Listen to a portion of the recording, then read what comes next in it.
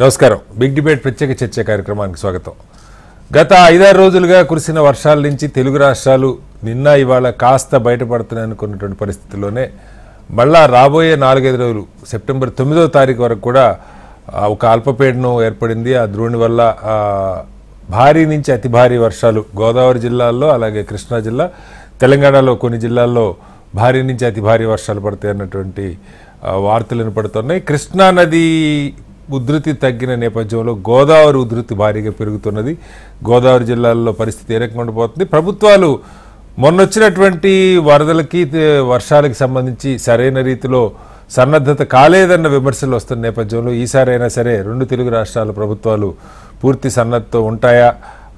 ప్రకృతి వైపరీత్యాలను ఎదుర్కోవడంలో ముఖ్యంగా ఎవరైతే ముంపు ప్రాంతాల్లో ఉన్నారో వాళ్ళని తరలించే విషయంలో ముందస్తుగానే హెచ్చరికలు జారీ చేసి తరలించే విషయం ఏ రకంగా ఉండిపోతుంది దాని మీద వాళ్ళు బిగ్ డిబేట్లో చర్చించేపట్టాం. చర్చలో మనతో పాటు ఇందిరా శోభన్ గారు తెలంగాణ కాంగ్రెస్ ముఖ్య నాయకులు ఉన్నారు, అలాగే డాక్టర్ దత్తాత్రేయ గారు బీఆర్ఎస్ పార్టీ నాయకులు కూడా ఉన్నారు. మరి కాసేపట్లో professor Jyotsna TDP national spokes person join అవుతారు, అలాగే కృష్ణాంజనేయులు గారు ప్రముఖ విశ్లేషకులు కూడా మనతో జాయిన్ అవుతారు. ముందుగా ఇందిర గారు నమస్కారం. ఇందిర గారు నమస్తే. మొన్న మనకి ఖమ్మం, వరంగల్, ప్రధానంగా ఖమ్మంలో సరే ఎప్పుడూ చూడనంత వర్షాలు వచ్చినాయి. అక్కడ మున్నేరు ఇంకా దానికి అనుకున్న 1-2 వాగులు పొంగిన పరిస్థితి చూసాం. సరే ముఖ్యమంత్రి గారు వెళ్ళారు, కొన్ని గట్టి నిర్ణయాలు తీసుకున్నారు, అక్కడ కూడా ఆక్రమణ తొలగిస్తామని. ఇదంతా ఒక ఎత్తు అయితే ప్రధానంగా వస్తున్న ఇదేంటంటే ఏదైతే వరదని రాబోయే వరదని వర్షాలు ఎంత పడతాయి అన్నది ఒక అంచనా అయితే వరద ఎంత రాబోతుందన్న దాన్ని అంచనా వేయటంలో కాస్త అలసత్వమో లేదంటే ప్రజల్ని ఖాళీ చేయించడంలో, ఆ ముంపు ప్రాంతాలకు దగ్గరలో ఉన్న వాళ్ళని ఖాళీ చేయించడంలో ఇబ్బందులు, రెవెన్యూ సిబ్బంది సరిగ్గా పూనుకోకపోవటం, ఇలాంటి సమస్యలు ఏపీలో ఎక్కువ ఉన్నాయి. తెలంగాణలో కూడా కొంత ఆ సమస్యలు ఉన్నాయని అంటూ ఉన్నారు. మళ్ళీ మనకి ఈ బెల్ట్ అంతా కూడా మళ్ళీ సేమ్ ఖమ్మం, కొన్ని జిల్లాలు ఇటు సైడ్ ఉన్న జిల్లాలన్నింటికి కూడా భారీగానే వర్షం ఉంది, అతి భారీ వర్షాలు కూడా ఉన్నాయని చెప్తా ఉన్నారు. ఏ రకంగా సిద్ధం అవుతున్నారు ఇందిర గారు? ఫస్ట్ ఆఫ్ ఆల్ హెచ్ఎంటీ ప్రేక్షకులకు గుడ్ ఈవినింగ్ కదా. 4 రోజుల నుంచి దాదాపు 5 days అవుతుంది అనుకోండి. వర్షాలని అంటే ఎన్నడూ లేని విధంగా ఒక వరదలు, అంటే ఈ టైప్ ఆఫ్ వరదల్ని మనం జనరల్ గా రాజశేఖర రెడ్డి గారు చనిపోయినప్పుడు చూసినాం. సేమ్ అదే ఇవాళ ఈ టైం కూడా అదే పీరియడ్ లో కంటిన్యూగా వర్షం కుండపోతావా అన్నది మనం చూస్తున్నాం. బట్ ఎక్స్పెక్టేషన్స్ లేకపోవడము అనేది కాదు, కానీ అక్కడ జరిగినటువంటి ఉన్నటువంటి పరిస్థితుల్లో అధికారులు గాని, మంత్రులు, ముఖ్యమంత్రి గాని, మంత్రులు గాని, ఎమ్మెల్యేలు గాని అందరూ కూడా పార్టీకి సంబంధించిన కార్యకర్తలు, నాయకులు, స్పృహ ఉన్నటువంటి ప్రతి ఒక్కరూ కూడా ఏదో సహాయం చేయాలని ఒక తాపత్రయంతో అందరూ కూడా గ్రౌండ్ లో ఉన్నారన్నమాట మాటికి వాస్తవం. బట్ కానీ ఎప్పుడు కూడా ఇప్పుడు మీరు జరిగినటువంటి నష్టంలో ఎక్కువగా ఖమ్మము, వరంగల్ మనము చాలా పెద్ద భారీ డ్యామేజ్ జరగటం మనం చూసాం. సో ఖమ్మము లాస్ట్ టైం వరదలు వచ్చినప్పుడు కూడా మనం ఇదే పరిస్థితి చూసినాం. ఖమ్మం వచ్చినప్పుడు కూడా, అప్పుడు శ్రీశైలము బ్యాక్ వాటర్ వచ్చినప్పుడు కర్నూలు అంతా ఆ ఏరియా అంతా మునిగిపోయినట్టుగా అప్పుడు మనం చూసిన టైంలో ఖమ్మం కూడా దాదాపు అదే పరిస్థితి ఉండింది. అంటే అది ఎక్కడ కూడా రెక్టిఫై కాలే, కంటిన్యూటీగా ఉన్నటువంటి దాంట్లో అవి ఎక్కడికక్కడ వాటర్ ఫ్లో పోయే దాంట్లో దానిని మనం చేసుకోలేకపోయాము. ఒకటి. రెండోది ఏంటి అంటే ఫస్ట్ టైం ప్రకాశం బ్యారేజ్ కి 11 లక్షల క్యూసెక్ రావడం ద్వారా అసలు ఆ ఫ్లో మనం ఎక్కడ ఆపలేకపోయినాం. దానికి తోడు దానికి తోడు అక్కడ ఉన్నటువంటి చిన్న చిన్న కట్టలు, చెరువులు అవి పోవడం కూడా కొంత ఇబ్బందికరమైనటువంటి విషయం. ఆ తండాల్లో పోవడము, ఒక యువ శాస్త్రవేత్తని మనం కోల్పోవడము, నష్టం జరిగింది వాస్తవము. బట్ కానీ భారీ నష్టాన్ని జరగకుండా కొంత మినిమైజ్ చేసుకోగలిగినాము మాత్రం చెప్పగలం. బట్ ఇదంతా జరగాలి అంటే ఏది కూడా రాత్రికి రాత్రి అయ్యే పని కాదు. కాబట్టి ఒక ప్రక్షాళన దిశ వైపు అడుగులు వేయాలన్న ఉద్దేశంతో ముఖ్యమంత్రి గారు అది మళ్ళీ కూడా చెప్పారు. ఖమ్మం వెళ్ళినప్పుడు కూడా మొన్న మాట్లాడిన దాంట్లో అక్కడ ఉన్నటువంటి మాజీ మంత్రివర్యులు తను చేసిన అక్రమం వల్ల ఇవాళ ఈ పరిస్థితి ఏర్పడిందని. అంటే వాస్తవానికి ఇప్పుడు నేను మాట్లాడితే తమ్ముని కోపం వస్తుందేమో తెలియదు నాకు, కానీ హరీష్ రావు గారు తర్వాత ఇక మాజీ మంత్రి అయినటువంటి పువ్వాడ గారు ఇద్దరు వెళ్ళినప్పుడు ఆ కార్ పైన రాళ్ళు రువ్వారు అని చెప్పేసి, దాడి చేశారని చెప్పేసి వాళ్ళు మాట్లాడుతున్న దాంట్లో కబ్జాలు చేసింది మీరే, మీ వల్లనే ఈ పరిస్థితి ఏర్పడ్డది, ఇవాళ మళ్ళీ ఏ మొహం పెట్టుకొని మీరు ఇక్కడికి వచ్చినారు, మమ్మల్ని అడుగుతున్నారు అని. సరే, అది పక్క పెడదాం ఇందిర గారు, మళ్ళీ దానిలోకి వెళ్తే డిబేట్ అవుతుంది. కానీ ఇప్పుడు కూడా ఇందిర గారు ఈసారి కూడా ఇందిర గారు నేను ఎందుకు ఈ మాట అంటున్నట్టే, పర్టికులర్ గా అక్కడ ఇన్ఫర్మేషన్ నేను కనుక్కున్న నేను ఎప్పుడు వేగే ఆరోపణలు చేయను. అక్కడ ఇన్ఫర్మేషన్ కనుక్కున్న తర్వాతనే నేను ఒక క్లారిఫికేషన్ గా మీకు చెప్తున్నాను. కూడా పబ్లిక్ నుంచి వచ్చినటువంటిది, అది కాస్త పార్టీల వైపుకి మాట్లాడి రాజకీయ ధోరణిలో రాజకీయం వైపుకి మాట్లాడుకున్న పరిస్థితికి వచ్చింది. కాబట్టి ఈ సమయం అన్నది సమయం పాటించాల్సింది. ఈసారి కూడా ఇందిర గారు ఈసారి కూడా ఇప్పుడు తెలంగాణలో కొత్త ప్రభుత్వం వచ్చి దాదాపు 7-8 నెలలు అవుతా ఉంది మనకి. మళ్ళీ రేపు వచ్చే వరదలు కూడా మనకి ఖమ్మం, వరంగల్, ములుగు, భూపాలపల్లి ఈ జిల్లాలు ఎక్కువ ఎఫెక్ట్ అవుతాయి అన్న ఇన్ఫర్మేషన్ ఉంది. భారీగానే వస్తాయి వర్షాలు. ఒకటేంటంటే మాన్సూన్ రివ్యూ, ఇప్పుడు వాగులు వంకలు ఉన్న దగ్గర ఖమ్మం లాంటి జిల్లాలు ఎక్కువ వాగులు ఉన్న పరిస్థితి, కొన్ని చాలా జిల్లాల్లో కూడా ఉండుండొచ్చు. వాటికి మినిమం మరమ్మతులు ఇలాంటివి కాస్త ముందస్తు చేసుకోవడం, పెద్ద పెద్ద ప్రాజెక్టులే ఇప్పుడు చెప్పండి 7 నెలల్లో పెద్ద ప్రాజెక్టులు కడతామని కాదు, కానీ మీరు రెగ్యులర్ మెయింటెనెన్స్ మాన్సూన్ రివ్యూ చేసుకొని ఆ ఏర్పాట్లు సక్రమంగా జరిగినాయా అన్నది ప్రశ్న. అప్పుడు మనకి బేసిక్ ఏంటి అని అంటే, కరెక్ట్ గా సమ్మర్ టైమ్ లో మనకి ఎలక్షన్ నోటిఫికేషన్ వచ్చింది. ఆ నోటిఫికేషన్ రావడం ద్వారా కరెక్ట్ సమ్మర్ టైం ఆ 3 నెలల సమయం కాస్త మనకి ఎలక్షన్ కోడ్ లోనే పోయింది. కాబట్టి మనం చేయాల్సినటువంటి పనులు అంత త్వరితగతంగా అక్కడ మనము చేయలేకపోయినామన్నది మాత్రం వాస్తవం, మనం గమనించాల్సిన విషయం. అది అన్ని రాజకీయ పార్టీలకు తెలుసు, అందరికీ తెలుసు ఆ విషయం. బట్ కానీ ఉన్నటువంటి దాంట్లో 3 మంత్రులు అక్కడ ఉన్నటువంటి వాళ్ళు, డిప్యూటీ సీఎం గారైనా, తర్వాత తుమ్మల గారైనా, పొంగులేటి గారైనా, పూర్తిగా వాళ్ళు ఖమ్మంకి జిల్లాకే పరిమితమే వాళ్ళు పనిచేస్తున్నటువంటి వాళ్ళు, మీరు గమనించుంటారు. ఇప్పుడు ఏదైనా అక్కడే ఉండి వాళ్ళు వర్క్ చేస్తున్నటువంటి వాళ్ళు. అలాంటప్పుడు అక్కడ అది ఏం చేయలేదు, పట్టించుకోలేదు అన్నది సరి అయినది కాదు. ప్రజల నుంచి గతంలో కన్నా ఈసారి కొంత బెటర్ గా వాళ్ళకి అందుబాటులో ఉండి ఒక కాన్ఫిడెన్స్, భరోసానిచ్చే పని మాత్రం వాళ్ళు చేయగలిగినారు అన్నది వాస్తవం. బట్ వీటన్నిటికీ కూడా చెక్ పెట్టాలి శాశ్వతంగా అని అంటే కొంత ప్రక్షాళన జరగాలి. కాబట్టి అది ఏమంటారు, ఇవాళ హైదరాబాద్ లో స్టార్ట్ చేసిన హైడ్రా అనేది జిల్లాలకు కూడా చేయాలని కలెక్టర్ అందరికీ కూడా ఆదేశాలు జారీ చేయడం జరిగింది. ఇది జరగాలి ఇందిర గారు, హైడ్రా లాంటి ప్రయత్నం జరగాలి, కబ్జాలు తొలగించాలి, దాంతో పాటు మినిమం మరమ్మతులు, నిర్వహణ, ఆ నిర్వహణ అనేది వదిలేస్తే చెయ్యకుండా లేరన్న. ఇప్పుడు ఇక్కడ మీరు అందుకే చెప్పాను, చెయ్యకుండా లేరు. వాళ్ళు చేసే కార్యక్రమాలు మొదలు పెట్టినారు కాబట్టి మొన్న మనము అక్కడ ఇరిగేషన్ ప్రాజెక్టు పంపులు స్టార్ట్ చేసుకోగలిగినాం. కాబట్టి కాకపోతే ఏంటంటే ఉన్నటువంటి దాన్ని ఇంకా మనం ఎక్కువ చేస్తుండడానికి మనకు సమయం లేకుండా పోయింది.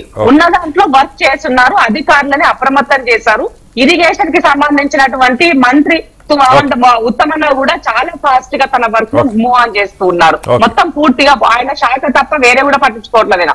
పూర్తిగా ఇరిగేషన్ వైపుకే కాన్సన్ట్రేషన్ చేసి పనిచేస్తున్నారు. కాబట్టి మనం వేగ ఆరోపణలు చేయకుండా మన వంతుగా మనము ఏం చేయగలుగుతామని ఆలోచిస్తే బాగుంటుంది. ప్రతిపక్షానికి కూడా నా యొక్క విన్నపం ఏంటి అని అంటే, ఈ సమయంలో రాజకీయాల వైపుకి కాకుండా ఇప్పుడు నిత్యం ఉండి మాట్లాడుతూ ముఖ్యమంత్రి నిత్యం ప్రజల్లో ఉంటున్నారు. 2 రోజులు ఒక నైట్ అక్కడే స్టే చేసి కంటిన్యూగా ఖమ్మము, వరంగల్ 2 కూడా ఎక్కువ నష్టం జరిగిందని వెళ్తూ ఉన్నప్పుడు గత ముఖ్యమంత్రి కనీసం ఒక్కనాడు వెళ్ళిన ఏరియల్ సర్వే కూడా చేయలేకపోయినారు. దానికి తోడు కేటీఆర్ గారు వాళ్ళ ట్విట్టర్ లో ఉండి ట్వీట్ చేశారు. కేసీఆర్ గారు కూడా ఏరియల్ సర్వేలు చేశారు, కేసీఆర్ కూడా చేయలేదని కాదు. 10 సంవత్సరాల్లో ఒకే ఒక్క ఏరియల్ సర్వే ఖమ్మంది, అది కొత్తగూడెం వెళ్ళినప్పుడు చేస్తున్నారు. నేను బాగా నోటెడ్, ప్రతి నా దగ్గర ఏమంటారు అవి కటింగ్స్ ఉంటాయి నా దగ్గర, ఏదైనా ఉంటే నేను తక్కువ ఇన్ఫర్మేషన్ ఉంటుంది. మీకు ఇన్ఫర్మేషన్ లేక చేసిన మీరు చేయలేదని చెప్పారు, అందుకంటే దత్తాత్రేయ గారు దత్తాత్రేయ గారు ఒక్కసారి అంటే ఇక్కడ నేను మిమ్మల్ని అడిగేది ఏంటంటే, ముఖ్యమంత్రి గారు కూడా ఒక మాట అన్నారు, అంటే రాజకీయ విమర్శలు సరే రోజు మనం తిట్టుకునే విమర్శలు వరదలప్పుడు కాకుండా ఒక పాయింట్ ఏమన్నారంటే, కేసీఆర్ గారు లాంటి అనుభవజ్ఞులు కొంచెం ఏదైనా సలహాలు సూచనలు లేకుండా ఆయన ఫామ్ హౌస్కే పరిమితమయ్యారన్న మాట అన్నారు. ఇది ఒక్కటి, ఇది పక్కన పెడితే ప్రధానంగా ఎప్పుడు కూడా దత్తాత్రేయ గారు వరదలు ఇలాంటి ప్రకృతి విపత్తులు వచ్చినప్పుడు విమర్శలు కాస్త ఆలస్యంగా ఉంటాయి. ఈసారి ఎందుకో మొదటి రోజు నుంచే విమర్శలు మొదలైనవి ప్రతిపక్షాల నుంచి. చెప్పండి కటారి గారు, ధ్యానంలో ఉన్నటువంటి పెద్దలకు, హెచ్ఎంటీ ప్రేక్షకులకు నమస్కారం. ఇప్పుడు వరదలు గాని, డిజాస్టర్ అనేటువంటి విపత్తులు గాని మనకు చెప్పి రావు.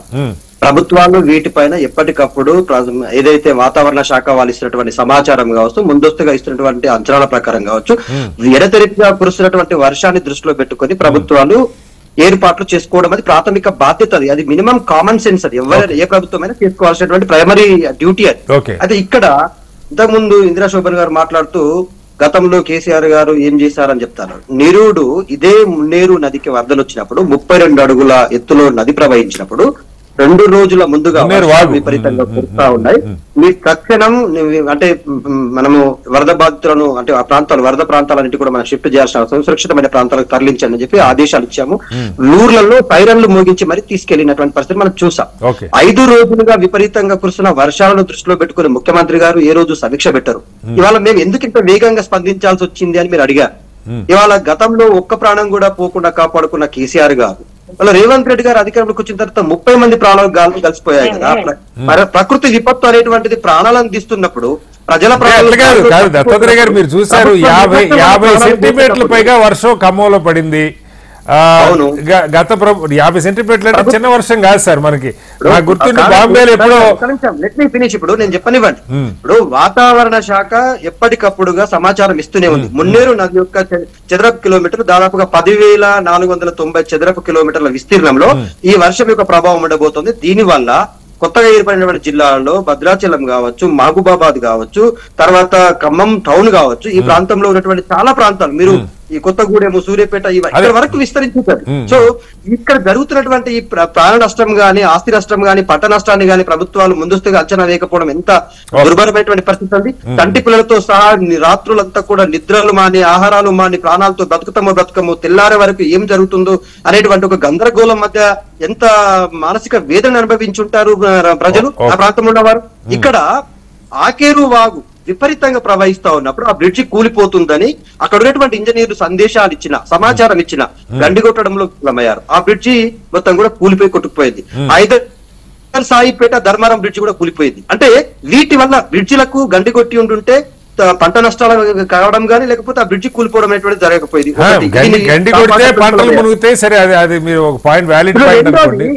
ఇప్పుడు ప్రభుత్వానికి ముందస్తు అంచనాలు ఉండాలి కదండి. కేసీఆర్ గారు సలహాలు ఇస్తే నేనే పాటిస్తానడం ఎంత అంటే, నువ్వు ముఖ్యమంత్రిగా అధికారంలో ఉన్నప్పుడు నీకు అధికార వ్యవస్థ ఉంటుంది, దాని మీద సమీక్షలు నిర్వహించుకోవాలా, ఎప్పటికప్పుడు సమాచారం తెప్పించుకోవాలా. పైన కురుస్తున్నట్టు వర్షాలు ఏంది, కృష్ణానది యొక్క ప్రవాహం ఎంత వేగంగా ఉంది, ఎన్ని క్యూసెక్కుల నీరు ఇలాంటి వరదలప్పుడు ప్రతిపక్ష పార్టీల నాయకులు కూడా ముందు ఏదో రకంగా ప్రజల్ని ఆదుకునే ప్రయత్నం, వాళ్ళకి ఏదో సహాయ కార్యక్రమాలు ఎక్కువ ఫోకస్ చేస్తారు. బీఆర్ఎస్ ఈసారి విమర్శలకే పరిమితమైనట్టుగా ఉంది. లేదు మీరు అది చాలా తప్పుడు ఆలోచనలో ఉన్నారు. నేనేమంటానంటే ప్రజలకు మనం విపత్తుని రాజకీయమైనటువంటి దూరంలో చూసేటువంటి పరిస్థితుల్లో మా పార్టీ గానీ అధికారంలో పార్టీ గానీ చూడకూడదు అనేది మా ఉద్దేశం. ఎందుకు ప్రజలతో ప్రాణాలకు సంబంధించిన విషయము, ప్రజల జీవితాలకు సంబంధించిన విషయము, ప్రజలకు ప్రాణాలు గాల్లో కలిసిపోతా ఉన్నాయి కదా. ఇప్పుడు ఒక శుభాన్ అనేటువంటి వ్యక్తి లేకపోతే మిగతా 9 మంది ప్రాణాలను కూడా ఆయన తీసుకొచ్చాడు కదా, బుల్డోజర్ తీసుకెళ్లి. ఒకవేళ ఆయన తీసుకురాకపోతే ఆ 9 మంది ప్రాణాలు కూడా పోయేవి కదా. ఇక్కడ అధికారుల కంటే వేగంగా ప్రజలు స్వచ్ఛందంగా స్పందిస్తా ఉన్నారు కదా. అందులో భాగంగానే బలమైనటువంటి ప్రతిపక్షం దాని విషయంలో మీరు సన్మానించింది సుభాన్ని కాదు, ఇంకెవరినో సన్మానించారని ఒక విమర్శ ఉంది. అసలు సుభాన్ని బుల్డోజర్ తో పంపించింది అక్కడ ఉన్న disaster relief teams, bulldozer driver మాత్రం ఆయనని చెప్తారు. ఆయన స్వయంగా మాట్లాడిన వాయిస్ మీకు వినిపించాలంటే ఇప్పుడు నేను ఏమంటున్నానంటే ఆయన స్వయంగా చెప్పిండు, నాకెవరో అధికారులు సమాచారం ఇవ్వలేదు, అక్కడ ఉన్నటువంటి ప్రజల ప్రాణాలు ఎవరు కాపాడుతున్నారు డిస్కషన్ జరుగుతా ఉన్నప్పుడు ఇమీడియట్ గా నేను దాన్ని తీసుకుని వెళ్ళిపోయాను. నా ప్రాణం పోతే నా ఒక్కడి ప్రాణం పోతుంది, వస్తే 9 ప్రాణాలతో పాటు నేను వస్తానని చెప్పి వెళ్ళాడు. ఇక్కడ ఏమంటున్నామంటే సరే ఇప్పుడు దీని మధ్య మన రాజకీయాల గురించి మాట్లాడుకోవాల్సిన అవసరం లేదు. ప్రభుత్వానికి చిత్తశుద్ధి ఉండాలనేది మా ఇంటెన్షన్. ఇప్పుడు ఏంటంటే దాదాపుగా 1770 ఎకరాల్లో వరి, 1400 పైచిలుకు ఎకరాల్లో పత్తి, 500 పైచిలుకు ఎకరాల్లో మిర్చి పంట, ఈ సీతారామ ప్రాజెక్ట్. ఇప్పుడు చూడండి, ముఖ్యమంత్రి గారు స్వయంగా 15-20 రోజుల క్రితం ఇనాగ్రేషన్ చేసినటువంటి సీతారామ ప్రాజెక్టుకు గండి కొట్టాలని చెప్పేసి అధికారులు చెప్తా ఉన్నా. వేచి చూసే దూరం చేసి స్వయంగా గండి వారే వరకు చేసి వాళ్ళ ఆ ముల్కపల్లి వద్ద, కమలాపురం వద్ద గండి వల్ల జరిగినట్టు నష్టం ఎంత జరిగిందో మనం చూసాం కదండి. ఏంటంటే కటారి గారు, మా బీఆర్ఎస్ పార్టీ నాయకులు హరీష్ రావు గారు గాని, పువ్వాడ గారు స్వయంగా వరదలు వచ్చిన ఆ రోజు నుంచి, వర్షాలు పడుతున్న ప్రతి రోజు నుంచి ఆయన ప్రజల మధ్యనే ఉన్నాడు, సహాయ సహకారాలు అందిస్తూనే ఉన్నాడు, కార్యకర్తలని మొబిలైజ్ చేస్తా ఉన్నాడు, ఎక్కడికక్కడ వాళ్ళకి ఆహార పొట్లాలు అందిస్తూనే ఉన్నాడు. వర్ధిరాజు రవిచంద్ర గారు కూడా స్వయంగా తన స్వతహాగా ఆ ఫీల్డ్ లోకి పంపించారు.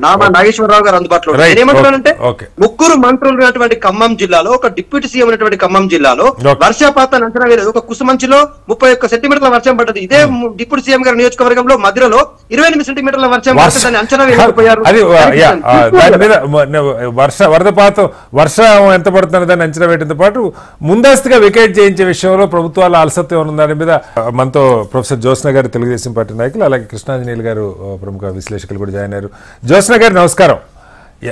జ్యోత్స్న గారు, ఇక్కడ 2 అంశాలు వినపడుతున్నాయి. సరే, ఇప్పుడు 5-6 రోజులుగా జరిగిన పరిస్థితి ఒకటైతే, మళ్ళా ఇవాళ రాత్రి నుంచి భారీగా వర్షాలు ఉంటాయి.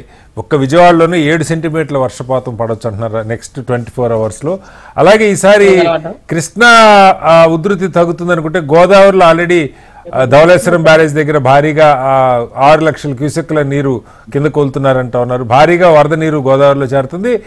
ఉభయ గోదావరి జిల్లాల్లో భారీగా వర్షపాతం కూడా నమోదవుతోంది. జ్యోత్స్న గారు, అయితే ఇక్కడ మొన్న వచ్చిన దానిలో విమర్శ ఏంటంటే, ఇది విమర్శగా మీరు అంటే ముందు జాగ్రత్త రేపన్నా మనం తీసుకోవాల్సిన వాటికి సంబంధించి 29వ తారీఖు నుంచి, ఆగస్టు 29 నుంచి వాతావరణ హెచ్చరికలు చాలా స్పష్టంగా ఉన్నాయి. ఏ స్థాయిలో వర్షపాతం నమోదు కాబోతుంది అన్నది అంచనా వేయటంలో, రివ్యూ చేసుకోవటంలో కొంత, అలాగే ముంపు ప్రాంతాలను ఖాళీ చేయించడంలో కొంత అలసత్వం ఉందన్నది ఒక విమర్శ ఉన్నది. రెండవది, విజయవాడలో ఒక 20-30 కాలనీలు, ప్రధానంగా 1 టౌన్ సైడ్ ఈ బుడమేర ఆనుకొని ఉన్నటువంటి కాలనీలు ఇప్పుడు ఈ పరిస్థితి వచ్చింది. ఒకరోజు అంటే మనం అర్థం చేసుకోగలం, కానీ ఇది ముఖ్యమంత్రి గారు కూడా అసంతృప్తి వ్యక్తం చేస్తూ ఉన్నారు. ఎందుకని అక్కడ 3-4 రోజులు అవుతున్నా వాళ్ళని వికెట్ చేయించిన సంగతి పక్క పెట్టి ఆహారం, వాటర్ కూడా అందించలేకపోతా ఉన్నాం. దాదాపు 40-50% మందికి ఇప్పటిదాకా సరిగా ఆహారం, నీళ్లు అందలేదన్న విమర్శ వేరే ఎవరో చెప్పడం కాదు జ్యోత్స్న గారు, ప్రభుత్వం నుంచే చాలా మంది అంటున్న పరిస్థితి. దీనికేం అవసరం చెప్తారు? రెండవది, మెయింటెనెన్స్. ప్రభుత్వం మారి 4 నెలలు అయినా కూడా మాన్సూన్ సీజన్లో ముందుగా తీసుకోవాల్సినటువంటి చిన్న చిన్న నిర్వహణ పనులు, ఇప్పుడు బుడమేరికి అక్కడక్కడ గండ్లు పడతాయా, లేకపోతే ఎక్కడ వీక్ ఉందా, ఈ మేలో మీ ప్రభుత్వం వచ్చింది, ఇది సెప్టెంబరు, 3-4 నెలలు టైం ఉంది. ఫస్ట్ పని వర్షాలు వస్తే ఆగస్టు సెప్టెంబర్ వస్తేనే మనకు తెలుసు. ఆ మాన్సూన్ ప్రిపరేటరీ వర్క్స్ ఆ మాన్యువల్ ప్రకారం జరగలేదన్నది ఒక విమర్శ. రివ్యూ చేసుకోలేదు అన్నది ఏం చెప్తారు? ఈ మూడింటికి మీ సమాధానం. ఒకటి, కటార్ గారు, మీకు ప్యానల్ పెద్దలకి, ప్రేక్షకులకి నా నమస్కారాలు. ఒకటి కటార్ గారు, ఇది డెఫినెట్ గా అంటే మీరు ఐ థింక్ ఒక సీనియర్ జర్నలిస్ట్, మీకు తెలుసు చాలా అంచనాకి మించినటువంటి వర్షపాతం ఒకటి. But that again will not me first question ఏదైతే ఉందో, ఎక్కడ కూడా ప్రిపరేషన్ లేదు అనేటువంటి దాన్ని అయితే నేను కొంత విభేదిస్తాను. దాంతో ఎక్కడ విభేదిస్తాను అంటే, ఎప్పుడైతే వాతావరణ శాఖ నుంచి ఒక హెచ్చరిక వచ్చిందో, ఇమీడియట్ గా ఆగస్ట్ 29న సంబంధిత అధికారులతోటి, సంబంధిత మంత్రిత్వ శాఖలతోటి, వాటికి సంబంధించినటువంటి కంప్లీట్ ఒక రివ్యూ మీటింగ్ అనేది జరిగింది sir. You can check in the secretariat, అది మీకు డీటెయిల్స్ ఎలాగో మీకు వస్తాయి. ఇన్ఫాక్ట్ ఆ రోజు ఇచ్చారు కూడా దానికి సంబంధించి. దాంతో పాటుగా టెక్నికల్ గా, టెక్నాలజికలీ ఒక యాప్ ని యూజ్ చేసి ఎక్కడ ఎంత వర్షపాతం నమోదయ్యేటువంటి ఒక ఛాన్స్ ఉంది, ఏం చేస్తున్నాం అనేది ఆ రోజు నుంచి రివ్యూ జరుగుతుంది sir. I don't know it, but ఆ రోజు నుంచి జరుగుతుంది సార్. మీకు గమనిస్తే అంటే ఇంటర్నల్ గా సంబంధిత అధికారులకు, అంటే ఆ శాఖలకి సంబంధించి ఆంధ్రప్రదేశ్ లో మాత్రం ఒక ప్రిలిమినరీ ఇన్ఫో అన్నమాట. ఇక్కడ ఇంత అవకాశం ఉంది, ఇక్కడ ఇంత అవకాశం ఉంది, ప్రిలిమినరీగా ఇస్తా పోతా ఉన్నారు అక్కడికి సంబంధించి. That is one thing sir. ఆ క్లారిటీ నేను ఇవ్వాలి, ఎందుకంటే ఏ మాటికి అసలు ప్రిపరేషన్ లేదు అంటున్నారు. అలాంటిది ఏమీ లేదు సార్. ఫస్ట్ థింగ్, అలాంటిది ఏమీ లేదు. రెండో థింగ్ ఏంటి అని అంటే, ఎక్కడ కూడా అంటే పునరావాస కేంద్రాలకు సంబంధించి కావచ్చు, ప్రజల్ని తరలించడం కావచ్చు, ఇది జరగలేదు అనేటువంటి మాట ఏదైతే ఉందో సార్, ఆ రోజు ఎప్పుడైతే ఒక ప్రిలిమినరీ రివ్యూ మీటింగ్ అయిన వెంటనే 30th was అంటే ఒక రకంగా ఇమ్మీడియట్ గా బర్స్ట్ అవుట్ అయింది సార్. ఒక రకంగా ఐ కెన్ సే దాట్. వెంటనే ముఖ్యమంత్రి ఈ విమర్శ కూడా వచ్చింది, ముఖ్యమంత్రి గారు ఎందుకు గ్రౌండ్ లో రావాలి అనేటువంటి విమర్శ కూడా వచ్చింది. కానీ ముఖ్యమంత్రి గారు గ్రౌండ్ లోకి రావాల్సినటువంటి అవసరం ఎందుకు వచ్చిందంటే, యాజ్ ఐ సెట్, ఒక అన్ఎక్స్పెక్టెడ్ సిచ్యువేషన్ లోకి వెళ్ళిపోయాం, సడన్ గా వెళ్ళాం సార్. కొంత ప్రిపరేషన్ ఉన్నా not up to that extent what we have expected, not up to that extent, that we have to say. ఎందుకంటే మనం ఎక్స్పెక్ట్ చేసిన దానికన్నా కొంత ఫాస్ట్ గా జరిగింది ఏదైతే మూమెంట్స్ ఉన్నాయో. తర్వాత ఇమీడియట్ గా మీరన్న దీని ప్రకారంగా ఏదైతే బుడమేరుకు సంబంధించినటువంటి అంశం ఉందో sir, there is a lot of, అక్కడ నిజంగా కూడా ఎన్క్రోచ్మెంట్స్ చాలా జరిగాయి. ప్లస్ బేసిక్ మినిమం ఏమంటారు అని అంటే maintenance, as you said. Yes, 5 years గా మెయింటెనెన్స్ అయితే లేదు సార్. మా ప్రభుత్వం వచ్చిన తర్వాత sir we're hardly I think రేపు 12వ అంటే తారీఖు ఫస్ట్ ప్రయారిటీ అదే జ్యోత్స్న మీరేం అనుకోకూడదు కానీ అది విమర్శ కాదు. నన్ను కంప్లీట్ చేయనియండి సార్, నేను కాదనట్లేదు, దానికి సంబంధించి కూడా నేను ఎక్కడ కాదనట్లేదు. సో మా ప్రభుత్వం వచ్చినటువంటి 2.5 నెలల సమయంలో యాజ్ ఫార్ as పాసిబుల్ మేము చిన్న చిన్నగా అన్ని చేసుకుంటూ ఐడెంటిఫై చేసుకుంటూ వస్తూ ఉన్నాం సార్. వస్తూ ఉన్నటువంటి క్రమంలో ఇది జరిగినప్పుడు ఇమ్మీడియట్ గా సార్ మన ఫస్ట్ ప్రయారిటీ ఏంటి, రెస్క్యూ ఆపరేషన్స్. రెస్క్యూ ఆపరేషన్స్ తర్వాత రిలీఫ్ ఆపరేషన్స్, తర్వాత rehabilitation operations. This should be the protocol sir, you also know it very better. So rescue operations అనేటువంటివి చాలా పర్ఫెక్ట్ గా చేయగలుగుతున్నాం మనం. లేదు కాదు జ్యోత్స్న గారు, ఐఎమ్ సారీ, ఈ మాట నేనంటలేదు, ముఖ్యమంత్రి గారే రిపీటెడ్ గా అంటున్నారు, ఒకసారి కాదు. ఎందుకంటే కాదు జ్యోత్స్న గారు, మిమ్మల్ని కటారి గారు సార్, కటారి గారు లెట్ మీ కంప్లీట్ నేను ఏమంటాను, ముఖ్యమంత్రి గారు ఆ మాట నాకు తెలుసు, నేను ఏమంటానంటే ముఖ్యమంత్రి గారు ఏం మాట్లాడుతున్నారో తెలుసుకోకుండా రాను కదా సార్. ముఖ్యమంత్రి గారు ఆ మాట ఎందుకు అంటున్నారో కూడా నేను మీకు ఎక్స్ప్లెనేషన్ ఇవ్వాలి కదా. ముఖ్యమంత్రి గారు అంచనా ఏంటి, ఎక్కడా కూడా not even a single life last అనేది ఉండకూడదు, not even a single place ఎక్కడికి కూడా ఎవరు మనం వెళ్లి ఆహార పదార్థాలు ఇవ్వలేదు ఉండకూడదు అనేటువంటిది ఆయన ఆలోచన, అందులో తప్పలేదు సార్. కానీ యాజ్ ఫార్ as పాసిబుల్ నేను అదే అంటున్నాను, రెస్క్యూ ఆపరేషన్ సార్ ఎప్పుడు కూడా ఇలాంటి అన్ఫోర్సిన్ సిచ్యువేషన్ వచ్చినప్పుడు మీకు తెలియదు కాదు, ముఖ్యమంత్రి గారికి తెలియదని కాదు సార్ అది, but we try to mitigate the losses as much as possible. తక్కువ చేయాలి, నష్టాన్ని తక్కువ చేయాలని ఆలోచిస్తాం మనం. ముందరగా ప్రాణ నష్టాన్ని తక్కువ చేయాలనుకుంటాం, తర్వాత ఆస్తి నష్టాన్ని తక్కువ చేయాలనుకుంటే ఇవన్నీ మనం అనుకునేటువంటి విషయాలే sir. So our main priority was on the human loss ఎక్కడ ఉండకుండా చూసుకోవాలనేటువంటి దీని మీద ఎక్కువగా పనిచేసాం. Yes sir, it's little bit disappointed on that because we lost 20 lives sir. So definite గా ఒక ముఖ్యమంత్రిగా ఆయనకు అది డిసప్పాయింటింగ్ గానే ఉంటుంది, కాదు అని నేను, but we did our maximum sir. నేను అడగొచ్చు ప్రశ్న ఇప్పుడు జ్యోత్స్న గారు, ఒక్క నిమిషం సార్. రిలీఫ్ ఆపరేషన్స్ లో కూడా ఆహారం అది అందలేదు అంటే ఎస్, మొదటి రోజు సార్ వెళ్ళినప్పుడు చాలా చోట్ల it was a complaint that sir మా వరకు అసలు ఆహారం అందట్లేదు సార్, మా వరకు అసలు ఎవరు రీచ్ అవ్వలేదు సార్ అనేటువంటిది ఆయనకి ఇచ్చిన ప్రజలు ఆయనకి డైరెక్ట్ గా ఇచ్చారు సార్ ఇది కంప్లైంట్. ఆయనే అర్ధరాత్రి, మీరందరూ కూడా చూసారు, అర్ధరాత్రి ప్రతి చోటకి వెళ్లారు. వెళ్ళినప్పుడు ఒక మెకానిజం, అందుకని ఇప్పుడు చాలా చోట్లకి అసలు పడవలు కూడా వెళ్ళేటువంటి పరిస్థితి లేదు సార్. మనుషులు ఆల్మోస్ట్ ఇక్కడ వరకు వాటర్ ఉన్నప్పుడు they could also could manual. So అలాంటి పరిస్థితుల్లోనే రెవల్యూషనరీగా ఏం తీసుకొచ్చారు, సరే డ్రోన్స్ తోటి మనం ఫుడ్ మెటీరియల్స్ ఇద్దాము అని తీసుకొచ్చారు. తర్వాత ఇమ్మీడియట్ గా అదే రోజు రాత్రి సెంట్రల్ గవర్నమెంట్ తోటి మాట్లాడి చాపర్స్ తీసుకున్నారు for the dropping, air dropping of the food material, అదంతా చేశాను sir. as much as possible, dedication toti as much as possible we are trying, we are Josna గారు, నా పాయింట్ ఏంటంటే ఇక్కడ విమర్శ కాదు జోస్న గారు, నిజంగా కొంచెం ఆశ్చర్యం అనిపిస్తుంది. అంటే విజయవాడ ముఖ్యంగా ఈ బుడమేరు ఆనుకొని ఉన్న ప్రాంతాలన్నీ మీకు కూడా ఐడియా ఉండి ఉంటుంది, బాగా హైలీ పాపులేషన్ డెన్సిటీ ఉన్నటువంటి ప్రాంతాలు. ఈ రాజావారి తోట కానీ సింగనగర్ కానీ ఇవన్నీ ఎక్కువ పాపులేషన్ దగ్గరగా ఉండి బాగా ఎప్పటి నుంచో ఎస్టాబ్లిష్ అయినటువంటి కాలనీలు. కబ్జాల సంగతి పక్కకు పెడదాం, 32 వార్డులకి 32 మంది ఐఏఎస్ ఆఫీసర్ని ఇన్ఛార్జీలుగా పెట్టామని చెప్తున్నారు. ఇక చాలా మంది సెక్రటరియట్ ఆఫీసర్స్ అందరూ కూడా అక్కడే ఉన్నారంటారు. First day is accepted Jyotsna గారు, రెండవ రోజు మూడో రోజు కూడా మనుషులు ఎవాక్యుయేట్ చేయటం సంగతి పక్కకు పెట్టండి, చివరి దాకా ఆహారం నీళ్లు కూడా అందట్లేదన్నది ముఖ్యమంత్రి గారు కూడా చెప్తున్న మాట. నేను అందుకంటే మీరు ముఖ్యమంత్రి గారు ఇంకో మాట కూడా మాట్లాడారు, అధికారులు కొంతమంది నిర్లక్ష్యంగా ఉన్నారు. ఇలాంటప్పుడు అసలు అధికారులు అలా ఉంటారా, ఉంటే వాళ్ళు ఎందుకు ఇమీడియట్ గా వాళ్ళ మీద చర్యలు తీసుకోవట్లేదు, ఇవన్నీ ప్రజలకి కొంచెం కన్ఫ్యూజన్ గా.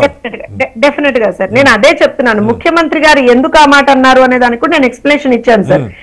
ఆయన ఎక్కడా కూడా ఎవ్వరికి కూడా ఆహారం అందకపోవడం అనేటువంటిది ఆయన టాలరేట్ చేయలేరు సార్. ఆయన టెలింగ్ ఓపెన్, ఆయన టాలరేట్ చేయలేరు. ఎందుకంటే ఆయన గ్రౌండ్ లో తిరుగుతున్న కారణం కూడా అదే, ఎక్కడ ఎవరు ఇబ్బంది పడకూడదనే కదా ఆయన గ్రౌండ్ లో తిరుగుతున్నటువంటి కారణం. సో ఆయన అది ఎక్స్క్యూజ్ చేయలేకపోతున్నారు. రెండో విషయం ఏంటంటే ఎస్, కొన్ని చోట్ల అధికారులు అలసత్వం ప్రదర్శించారు, దానికి సంబంధించి కొంతమందిని కూడా ఇచ్చేయడం జరిగింది sir. I think one suspension తీసుకున్నట్టయితే నాకు సమాచారం లేదు. ఒక దగ్గర జరిగింది సార్, ఒక దగ్గర జరిగింది కట్టారు కానీ, బట్ పాయింట్ ఇస్ సార్, ఇప్పుడు వాళ్ళ మీద యాక్షన్ తీసుకుంటున్నామా ఇదా కన్నా కూడా మనం ఫస్ట్ ఆఫ్ ఆల్, నేను అదే చెప్తున్నాను సార్, రాజకీయం చేయడం తర్వాత చేద్దాం సార్. డెఫినెట్ గా కటారి గారు, వన్స్ ఎవ్రీథింగ్ సెటిల్స్ డౌన్ కూర్చొని ఎవరెవరు ఎక్కడెక్కడ ఏ ల్యాప్సెస్ చేశారు, ఎందుకు చేశారు అనే దాని మీద కూడా ఒక ప్యూర్ ఎంక్వైరీ అనేది ఉంటుంది. కానీ ఇప్పుడున్న పరిస్థితుల్లో వాడు చేయలేదా చేశాడా కాదు, ఫస్ట్ ఆఫ్ ఆల్ మనం అక్కడికి రీచ్ అవ్వాలి కదా సార్. నా main concentration sir. I hope I'm clear.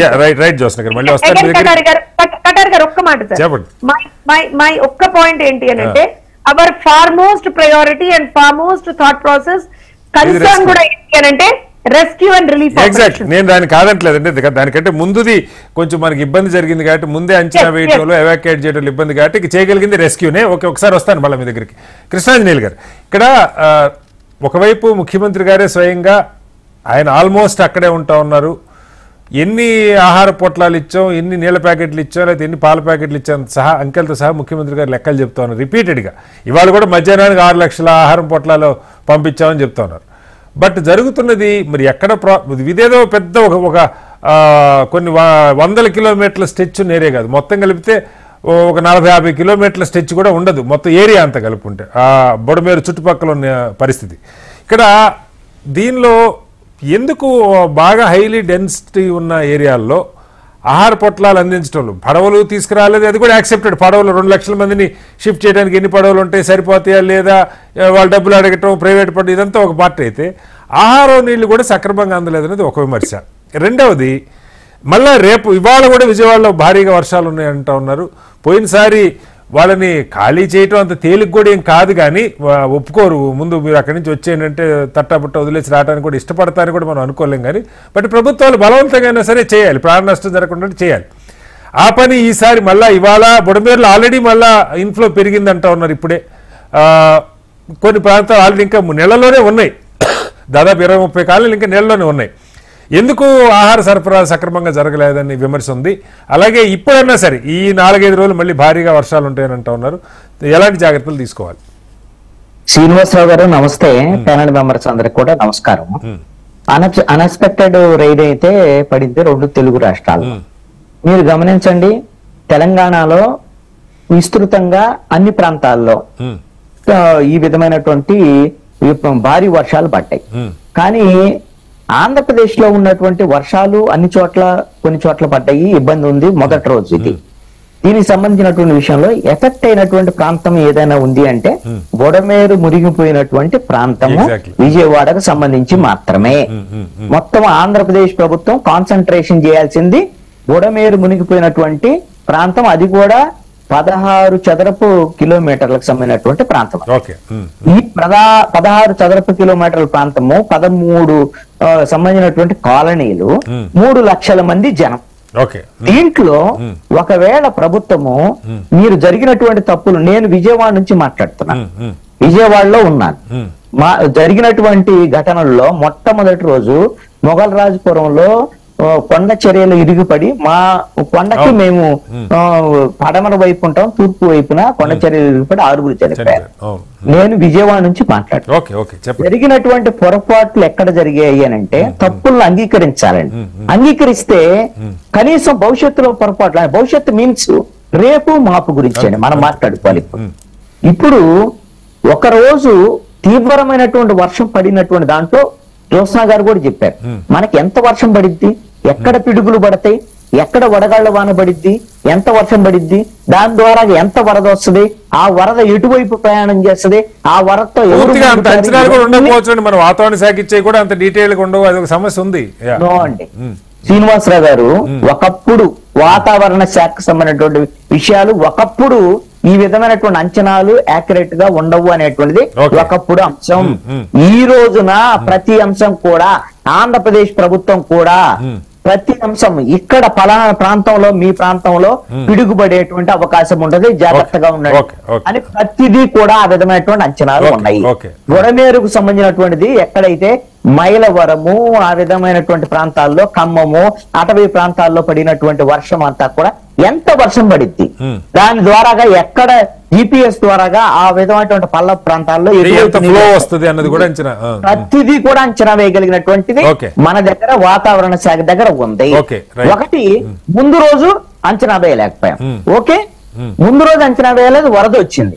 వరద వచ్చిన తర్వాత విజయవాడ బుడమేరు ముంచేసిన తర్వాత 24 గంటల పాటు ఆంధ్రప్రదేశ్ ప్రభుత్వము రెస్పాండ్ అవటంలో వైఫల్యం ఉందండి.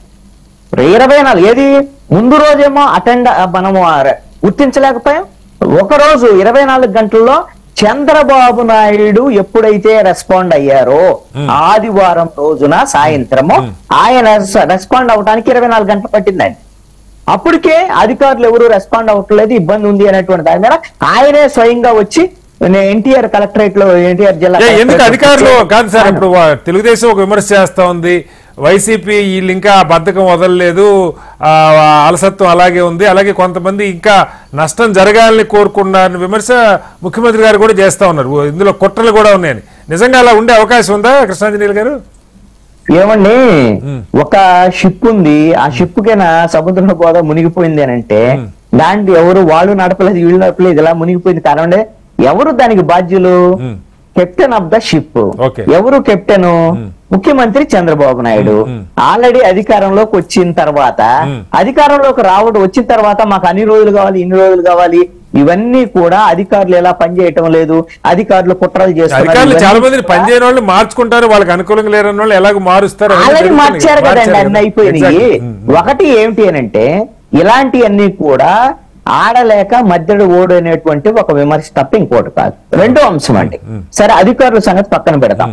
జ్యోత్స్న గారు చెప్పేటువంటి విషయాలను, రెస్క్యూ ఆపరేషన్ ఇవన్నిటికి సంబంధించినటువంటి విషయాలను చెప్తాం. ఒకటి, ఒక్క విజయవాడలో 13 కాలనీల్లో 3 లక్షల మంది అక్కడ ఇరుక్కుపోయి మొత్తం వరద నీటిలో ఉంటే ఇప్పటికి 4వ రోజు అండి. ఇప్పుడు వరద నీరు తగ్గింది, ఇప్పటికీ వరద నీరులో ఉన్నారండి. ఎందుకు ఆ విధమైనటువంటి వాళ్ళని 3 లక్షల మందిలో ఎంత మందిని పునరావాస కేంద్రాలకు తరలించారు ఆంధ్రప్రదేశ్ ప్రభుత్వము? ప్రభుత్వం మొత్తం అండి నేను చెప్తున్నాను. ముఖ్యమంత్రి కూడా ఉన్నాడు 3 రోజుల నుంచి, ముఖ్యమంత్రి కూడా వరద నీటిలో తిరుగుతున్నాడు కాదని కూడా ఎవ్వరు అన్నారు. కానీ ఎంతమందిని తిరిగారండి? ఎంతమందిని తిరిగి 78 పునరావాస కేంద్రాల్లో 15 నుంచి 20 వేల మందిని మాత్రమే తరలించగలిగినటువంటి పరిస్థితి ఉంది. ఎన్ని బోట్లు వచ్చినాయండి? ఎన్ని బోట్లు వచ్చినాయి? నాకు తెలిసి 110 బోట్లు వచ్చినాయి. ఇప్పుడు ఈ విధమైనటువంటిది నువ్వు వాళ్ళని 1,00,000 మందిని మొదటి 2వ రోజు రెస్పాండ్ అయ్యాడు ముఖ్యమంత్రి. రెస్పాండ్ అయిన తర్వాత కనీసం వాళ్ళు బిక్కుమంటూ ప్రాణాలను అరిచివేతిలో పెట్టుకొని 2వ ఫ్లోర్ 3వ ఫ్లోర్ లో వాళ్ళు నివసిస్తుంటే కింద వరద వచ్చినటువంటి పరిస్థితి ఉంటే, కింద పాములు వచ్చినటువంటి పరిస్థితి ఉంటే, మొత్తం మునిగిపోయినటువంటి పరిస్థితి ఉంటే ఇవన్నీ నా పాయింట్. ఒకవేళ 40 కాదు 200 పడవలు వచ్చినా అందరినీ షిఫ్ట్ చేయటం ఇబ్బంది కావచ్చు, కానీ ఆహారం కూడా అందించలేకపోయారని విమర్శ వస్తా ఉంది. ఇది చాలా కీలకమైనటువంటి అంశం అండి. ఎప్పుడు చంద్రబాబు నాయుడు లాంటి ముఖ్యమంత్రి తుఫాను విషయంలో మొత్తం అన్ని ముఖ్యమంత్రి ఈ రోజున నిన్న మాట్లాడండి, నిన్న ఎన్నో రోజు అండి? 3వ రోజు, ఈ రోజున 4వ రోజు. ఈ రోజు కూడా చంద్రబాబు నాయుడు గారిని వీళ్ళందరూ మాట్లాడేటువంటి మాటలు చివరి వరకు ఉండేటువంటి బాధితులకి లేకపోతున్నాం, మంచినీళ్ళు అందించలేకపోతున్నాం, రేపటికి మంచినీళ్లు పునరుద్ధరించగలిగినటువంటి పరిస్థితి ఉంది అని అంటే ఈ ప్రభుత్వము ఇంతకన్నా అవమానకరమైనటువంటి పరిస్థితి ఇంకేమన్నా? ఒక్క సిటీలో ఒక 3 లక్షల మందిని మనము మంచినీళ్ళు అందించలేనటువంటి పరిస్థితి ఉంటే, భోజనం అందించలేనటువంటి పరిస్థితి ఉందంటే ఇంతకన్నా అవమానకరమైనటువంటి. కృష్ణారెడ్డి మళ్ళీ వస్తాను. ఇంద్ర గారు ఒకసారి ఇక్కడ ఏపీకి సంబంధించి మీకు కూడా సమాచారం ఉంటుంది, షర్మిల గారు కూడా ఏదో వెళ్ళారు, ఆవిడ కొన్ని కామెంట్స్ చేశారు. కానీ నా పాయింట్ ఏంటంటే ఇంద్ర గారు, రీహాబిలిటేషన్ సంబంధించి ఇప్పుడు మళ్ళీ మనకు నెక్స్ట్ సారి ఈ రాజకీయాలు విమర్శలు ఉంటాయి. నిజంగా కూడా కొంత ఒక పర్టికులర్ పార్ట్లో ఒక 10-15 స్క్వేర్ కిలోమీటర్స్ ఉండే ఏరియాలో ప్రభుత్వమే కాదు, స్వచ్ఛంద సంస్థలు మళ్ళీ నాయకులు విడిగా ఎవరికాళ్ళు వండి తీసుకెళ్తున్నామని చెప్తున్నారు. ఎన్ని ప్రతిపక్ష పార్టీలు చేసినా చెప్పిన అధికార పక్ష నాయకులు ఎమ్మెల్యేలు వాళ్ళైతే చేస్తూ ఉన్నారు. ఇవన్నీ జరుగుతున్నా కూడా అన్నం అందట్లేదు అన్నది ఒక విమర్శ ఉంది. బట్ ఇప్పుడు మళ్ళా ఈ 4 రోజులు విజయవాడతో సహా భారీగా వర్షాలు ఉంటాయని చెప్తా ఉన్నారు గోదావరి జిల్లాల్లో. ఈ ఖాళీ చేయించే విషయంలో ప్రభుత్వం కొంత దగ్గర కన్నా వాళ్ళని షిఫ్ట్ చేసుకోవటం, ఫుల్ అలర్ట్నెస్తో ఉండటానికి ఏం చేస్తే బాగుంటుంది? తెలంగాణతో కూడా కలిపి చెప్పండి ఇంద్ర గారు క్విక్ గా. ఇప్పుడు ఎవరేమైనా కూడా అకాల వర్షం అంటే ఎక్స్పెక్ట్ చేసిన కన్నా ఎక్కువ వాన పడ్డప్పుడు అందరూ కూడా బాధ్యతగా తీసుకోవాలి. రాజకీయాలకి తావునివ్వకుండా ఎవరికి తోసిన సహాయం వాళ్ళు చేయాలి. ఇది వీళ్ళందరూ మన ప్రజలు కదా అనే ఫీల్ అనేది ఉండాలి. రాజకీయాల్లో మార్పు రావాలని అందుకే చెప్తాను నేను ప్రతిసారి. ఇవాళ ఎక్కడికక్కడ కూడా వాళ్ళు ప్రత్యామ్నాయంగా అందరికీ పార్టీ క్యాడర్ ఉంటది, అందరికీ వాళ్ళకి ప్రతి దగ్గర ప్రతి గలీల లీడర్లు ఉంటారు. ఎవరి వాళ్ళు ప్రొటెక్ట్ చేసుకోవడానికి వాళ్ళ యొక్క తోచిన సహాయాన్ని చేయడానికి విపక్షాలు సహాయం చేయడం విమర్శ మీద ఎక్కువ ఫోకస్ పెడుతున్నారు ఇందిరా గారు. అక్కడ ఇక్కడ రెండు చోట్ల కూడా అదే సమస్య. నేను అదే చెప్తున్నా. ఇప్పుడు రాజకీయ ఇప్పుడు ఎలక్షన్లకి ఓటు కావాలంటే నేను 10 ఇస్తానంటే నేను 20 ఇస్తానని చెప్తున్నారు కదా. మరి ఇలాంటి దగ్గర పోటీ పడొచ్చు కదా. ప్రభుత్వం 5 రూపాయలు సాయం చేస్తే మీరు 10 రూపాయలు సాయం చేయండి, వచ్చి నిలబడండి వాళ్ళ కోసము. ఇది కదా మనం చేయాల్సింది. మార్పు రావాలంటే ఎక్కడి నుంచి వస్తున్న మార్పు మన నుంచే రావాలి. ఆ తరహా రాజకీయాలు చేయాలని చెప్పేసి తెలియజేస్తున్నాను. ఇవాళ తెలంగాణ రాష్ట్రానికి సంబంధించినట్లయితే ఇప్పుడు దాదాపుగా అసలు రోడ్లు కంప్లీట్ ఒక 900 కిలోమీటర్స్ వరకు రహదారులు అద్వాల పరిస్థితికి వెళ్ళిపోయినాయి. ఇవాళ సెంట్రల్ నుంచి రావాల్సినటువంటి ఫోర్సు ఆ కాదు. మీకు కూడా దత్తాత్రేయ గారు కొన్ని విషయాలు చెప్పారు ఇందిరా గారు. గండి కొడితే బ్రిడ్జిలు ఇవి నిలబడతాయంటే కూడా కాస్త అశ్రద్ధ చేశారు. ఆ కారణంగా అటు బ్రిడ్జి పోయింది, గండ్లు ఎట్టాగు పడ్డాయని చెప్పి చెప్తా ఉన్నారు ఆయన. ఇప్పుడు అంటారు గట్టు మీద సీతారామ ప్రాజెక్టు సంబంధించి అది నేనేమన్నా గట్టు మీద ఉండి నేను ఏదైనా మాట్లాడతా. కింద చూస్తూ తెలుసు కదా పరిస్థితి. ఇప్పుడు అధికారులు ఎప్పటికప్పుడు అప్రమత్తంగా ఉండి వాళ్ళ పని వాళ్ళు చేస్తున్నారు. పరిధి పెద్దది అయిపోయింది చేయాల్సినటువంటి పరిధి. అలాంటప్పుడు కొంత ఇబ్బంది జరిగిందన్నమాట వాస్తవం. బట్ దాన్ని రెక్టిఫై చేస్తున్నారు. ఇవాళ ఏమంటారు చనిపోయినటువంటి వాళ్ళకి వాళ్ళ ఆర్థిక సహాయం ఇచ్చేటువంటి దాంట్లో అయిండొచ్చు, పునరావాస సహాయం అయిండొచ్చు, తర్వాత వాళ్ళకి పోయినటువంటి సర్టిఫికెట్లు నానిపోయినటువంటి సర్టిఫికెట్ల విషయం అయిండొచ్చు. ప్రభుత్వం స్పందించి ఎప్పటికప్పుడు వాళ్ళ ఫండ్ నుంచి క్రియేట్ చేసి ఇస్తుంది. ఇది కదా ఈ టైంలో మనకు కావాల్సింది. అలా కాకుండా కోడిగుడ్డ మీద ఈకలు వీకినట్టుగా ఈ ప్రభుత్వం ఏం చేసింది, ఈ ముఖ్యమంత్రి ఏం చేశారు, ఈయన ఇచ్చారా, అక్కడ పోయినారా, ఇది కాదు కదా మనం మాట్లాడుకోవాల్సింది. ఇవాళ ముందు రాష్ట్రాలు ఎక్కడైనా కానీ మనం చెయ్యాల్సింది అంటే తక్షణము ఈ ప్రజలన్నీ ఎట్లా గట్టెక్కించాలి, వచ్చేటువంటి ఉపద్రవాన్ని ఎట్లా మనం అరికట్టాలి, మీకు చేతనైతే సలహాలు సూచనలు ఇవ్వాలి. ఒక ప్రశ్న. ఇప్పుడు నెక్స్ట్ 4 రోజులు దాదాపు నెక్స్ట్ 96 అవర్స్ కూడా తెలంగాణలో కూడా 7-10 జిల్లాలకి హెవీ రెయిన్స్ అన్న ఇది ఉంది. ప్రభుత్వం దగ్గర స్పష్టమైన సమాచారం ఉన్నదా వాతావరణ శాఖ నుంచి ఏం చేయాలన్నది? ఈసారైనా ప్రాణ నష్టం జరగకుండా చూడగలుగుతామా కనీసం? 100% ప్రభుత్వము మన చేతిలో ఉన్నటువంటి దానిని ఎంత విస్తృతంగా చేయగలిగితే అంతవరకు. అందుకనే అధికారులు ఎవరు సెలవు పెట్టద్దు, మీరెంత ఫీల్డ్ లోనే ఉండండి. ఎప్పటికప్పుడు అన్ని డిపార్ట్మెంట్ కానీ, హెచ్ఎండిఏ గానీ, ఇరిగేషన్ గానీ, రూరల్ డెవలప్మెంట్ గానీ, ఆర్ఎండ్బి గానీ అన్ని డిపార్ట్మెంట్ ని కోఆర్డినేషన్ చేసుకుంటూ ఒకరికొకరు సహాయంతో అవసరమైతే సెంట్రల్ నుంచి మాకు ఇంకా ఎక్కువ ఫోర్స్ కావాలని ఇమీడియట్ గా ముఖ్యమంత్రి లెటర్ కూడా రాయడం జరిగింది. సో మీ నుంచి రావాల్సిన ఇమీడియట్ గా సహాయ శాఖలో 2,500 కోట్ల రూపాయలు మాకు ఇమీడియట్ గా పంపించండి అని చెప్పినారు. అంటే ఇవాళ మనం ఏం చేయగలుగుతామో అంతకన్నా ఎక్కువగా మన పరిధిని మించి మనం పనిచేస్తున్నాం. కాబట్టి దీంట్లో రాజకీయాలకు వైపుకు వెళ్లకుండా ఇంకా మనం బెటర్ గా ఏం చేస్తే బాగుండి. పునరావాస కేంద్రాలను కూడా ఇప్పుడు ప్రభుత్వం పెంచింది. లోతట్టు ప్రాంతాలు ఉన్నటువంటి వాళ్ళకి ఖాళీ చేయమని అలర్ట్ చేసింది వాళ్ళని. స్పెషల్ మెడికల్ క్యాంపులను కూడా ఏర్పాటు చేసింది. అటు ఖమ్మం గాని, వరంగల్ గాని, కరీంనగర్ గాని, నిజామాబాద్ కూడా.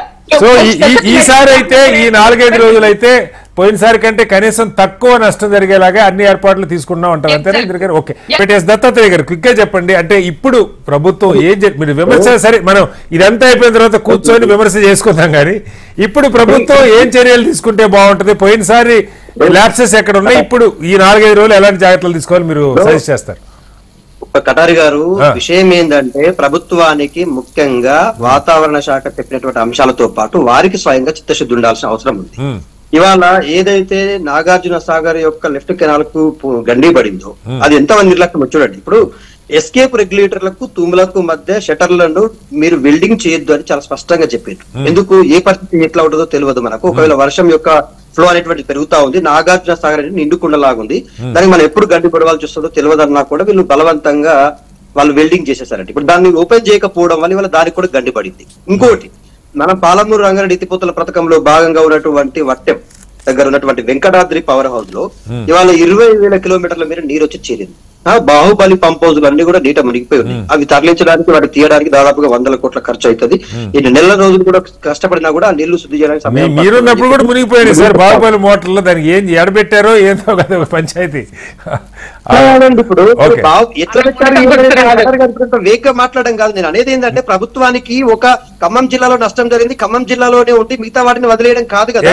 ఇవాళ మనకు ఆదిలాబాద్ జిల్లాలో ఉన్నటువంటి కడెం ప్రాజెక్టుకు నిన్న లేక మొన్న మళ్ళీ హెచ్చరికలు జారీ చేశారు.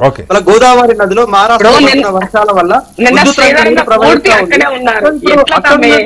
ఏమంటున్నానంటే ప్రాజెక్టుల పైన అవగాహన ఉండి, ప్రాజెక్టుల నిర్మాణం పైన అవగాహన ఉండి, వాటికి పడుతున్నటువంటి గండ్లు కావచ్చు, లేకపోతే వస్తున్న ప్రమాదాన్ని కానీ ముందస్తుగా అంచనా వేయకపోతే జరిగే ప్రాణ నష్టానికి ఎవరు బాధ్యత వహిస్తారు? అంటే నిర్వహణ సరిగ్గా చేయలేదన్న విమర్శ ప్రాజెక్టులు కానీ వాడులకు సంబంధించి కానీ ముందస్తుగా సమాచారం ఉన్నా కూడా, ముందస్తుగా వాతావరణ శాఖ హెచ్చరికలు జారీ చేస్తా ఉన్నా ప్రజలను పునరావాస కేంద్రాలకు తరలించడంలో కావచ్చు, ఏర్పాట్లు ఏదైతే మనము నష్టపరిహార నివారణ కేంద్రానికి సంబంధించినటువంటి ఏర్పాట్లు చేయడంలో గానీ ప్రభుత్వము తన చిత్తశుద్ధిని నిరూపించుకోలేకపోతుంది. ప్రతిపక్షంగా మేము వెళ్ళి సాయం చేస్తుంటే మా మీద దాడులు చేపిస్తా ఉంది. ప్రజలు చూస్తా ఉన్నారు, నవ్వుకుంటా ఉన్నారు ప్రజలు. సో ఇప్పుడేం చెప్తారు? ఇప్పుడు రాబోయే 5-6 రోజులకు సంబంధించి ప్రభుత్వం ఏం జాగ్రత్తలు తీసుకుంటే బాగుంటుంది? సలహా ఇస్తే తప్పేం కాదు దత్తాత్రేయ గారు, మీరు అపోజిషన్ సలహా ఇవ్వచ్చు, చెప్పండి. సలహా ఇవ్వడమే కాదండి, బాధ్యతాయుతంగా వ్యవహరిస్తా ఉన్నాము. అక్కడ ఉన్నటువంటి మా స్థానిక నాయకులందరూ కూడా పువ్వాడ గారు, వద్దిరాజు గారు, తర్వాత నామా గారు చాలా స్పష్టంగా హెల్ప్ చేస్తా ఉన్నారు. ఇవాళ నిన్న ఖమ్మం జిల్లా నాగర్ కర్నూలు జిల్లాలో ఉన్నటువంటి వట్టెం దగ్గర ఉన్నటువంటి వెంకటాద్రి ప్రాజెక్టు దగ్గరికి కూడా, పంప్ హౌస్ దగ్గరికి కూడా మర్రి జనార్దన్ రెడ్డి గారు వెళ్ళారు, మర్రి ఈయన కూడా వెళ్ళారు, ఎవరు నాగం జనార్దన్ రెడ్డి గారు కూడా వెళ్ళారు. అంటే ఏ పార్టీ అయినా కూడా సరే, అంటే అక్కడ ఉన్నటువంటి స్థానిక నాయకులు మళ్ళీ ఇక్కడ ప్రాణ నష్టం వచ్చినా కృష్ణా, గోదావరి, భీమా, ఈ జూరాల ప్రాజెక్టులకు వీటి శ్రీశైలం ఇవన్నీ ఉన్నాయి కాబట్టి ప్రాజెక్టులన్నీ నిండుకుంటలాగా ఉండేది సార్. మనకు వర్షాలు పడకపోయినా పైన పడినటువంటి వర్షాల వల్ల మనకి ఈసారి ఈ ట్రిప్ లో గోదావరి వరద పెరుగుతుంది అంటున్నారు. మరి ఈ మంచిర్యాల ఇవి కూడా ఎఫెక్టెడ్ ఏరియాలో ఉన్నాయి కొంత, మరి వాటి పరిస్థితి గోదావరిలో మనకు ప్రధానమైనటువంటి ప్రమాద హెచ్చరికలు మనకు కడెం ప్రాజెక్టుకు ఉన్నాయి. అది ఏ క్షణము అది మనకు వేలాడుతున్నటువంటి కత్తిలాగా ఉంది, మెడ మీద వేలాడుతున్నటువంటి కత్తిలాగా ఉంది. నేను ఈ ప్రభుత్వానికి ఒకటే విజ్ఞప్తి చేస్తా ఉన్నాను, ఆదిలాబాద్ జిల్లాలో ఉన్నటువంటి పేద ప్రజలు మన ఖానాపూర్ గాని మిగతా మండలాల్లో ఉన్నటువంటి ప్రజలను తరలించడానికి ముందస్తుగా చర్యలు తీసుకోమని చెప్తా ఉన్నాను. చేతులు గాలిన తర్వాత ఆకులు పట్టుకున్నట్టుగా నష్టం జరిగిన తర్వాత అయ్యో అని చెప్పేసి అంటే కుదరదు. ప్రజల ప్రాణాలని గాలికి వదిలేయకుండా చిత్తశుద్ధిని నిరూపించుకొని పునరావాస కేంద్రాలకు తరలించాలని చెప్పేసి విజ్ఞప్తి చేస్తారు. చిన్న సబ్మిషన్ సంబంధించి కడెం ప్రాజెక్ట్ సంబంధించి మంత్రి శ్రీధరన్న గారు అక్కడే ఉన్నారు, అధికారులను అందరికీ కూడా అప్రమత్తం చేశారు, ప్రతి దానికి కూడా అలర్ట్ గా ఉండమని చెప్పేసి ఆయన చెప్పున్నారు. కాబట్టి తెలుసుకోండి, చెప్తే బాగుంటది. ఎందుకంటే సమయంలో అధికారులకి మనం పూర్వం సపోర్ట్ ఇవ్వాలి పనిచేసేటువంటి. జోస్న గారు ఇక్కడ ఇప్పుడు ఇవాళ కూడా మనకి సరే బొడమేరు ఇవాళ లోకేష్ గారు కూడా అక్కడ ఉండి గండ్లు పడ్డాయి, కొన్ని చోట్ల ఇంకా కొత్తగా పడే ఒక 3 గంటలు గుర్తించారు, వాటిని వార్ ఫుట్ లో చేయిస్తున్నారు. అయితే ముఖ్యంగా ఇప్పుడు మనకి మళ్ళీ పెద్ద వరదే ఉందంటున్నారు గోదావరి జిల్లాలో, అలాగే విజయవాడకు కూడా. ఇప్పుడన్నా కొంత వాళ్ళని అక్కడి నుంచి తరలించడానికి వర్షం పడ్డాక బోట్లు వాళ్ళు ముందైతే నడుచుకుంటూ వచ్చేయచ్చు బయటికి, అలాంటి ఏదైనా గుర్తించారా పునరావాస కేంద్రాలు ఏర్పాటు చేయడం కానీ ముంపు ప్రాంతాలు? కటారి గారు, నేను ఒక విషయం చెప్తానండి. అంటే సరే విమర్శించే వాళ్ళ విజ్ఞతకు నేను వదిలేస్తున్నాను, కానీ ఒక విషయం చెప్తాను నేను. ఇప్పుడు గత 5 రోజుల నుంచి ఆల్మోస్ట్ అంటే 29th నుంచి వీఆర్ హియరింగ్, 29th నుంచి ఇది స్టార్ట్ అయింది, 30th, 31st, 2nd ఇవన్నీ చూస్తున్నాం మనం. నేనేమంటాను అనంటే ప్రభుత్వం ప్రయత్నం చేయలేదు అనేటువంటి వాళ్ళకి ప్రాబబ్లీ ప్రభుత్వం ప్రయత్నం చేసిందా లేదా, ఎంతైతే ప్రాణ నష్టం తగ్గిందో, ఎంతైతే అక్కడ జరిగినటువంటి నష్టం తగ్గిందో, ఎంతైతే ప్రజల్ని ఆదుకుంటున్నారో అనేటువంటిది వాళ్ళు పాపం వాళ్ళ కళ్ళతో చూస్తే వాళ్ళకి అర్థమవుతున్నాం. లేదు కేవలం మేము మాస్క్ వేసుకొని మేము విమర్శించాలని కూర్చుంటే నేనేమి చేయలేదు. ఇక్కడ ఇంకో విషయం అండి, ఇందాక చాలా ఏమంటారంటే అసలు రిలీఫ్ క్యాంప్స్ లేవని అన్నారు. మరి ఐ డోంట్ నో, అంటే తెలుసో తెలీదో కానీ ఆల్మోస్ట్ 193 రిలీఫ్ క్యాంప్స్ ఉన్నాయి సార్ అక్రాస్ గా. నేను అదే చెప్తున్నా, విజయవాడ ఒకటే కాదండి, మనకి చిత్తూరు జిల్లాలో కావచ్చు, బాపట్లో కూడా, రేపల్ల ఇవన్నీ కూడా చేస్తున్నారు.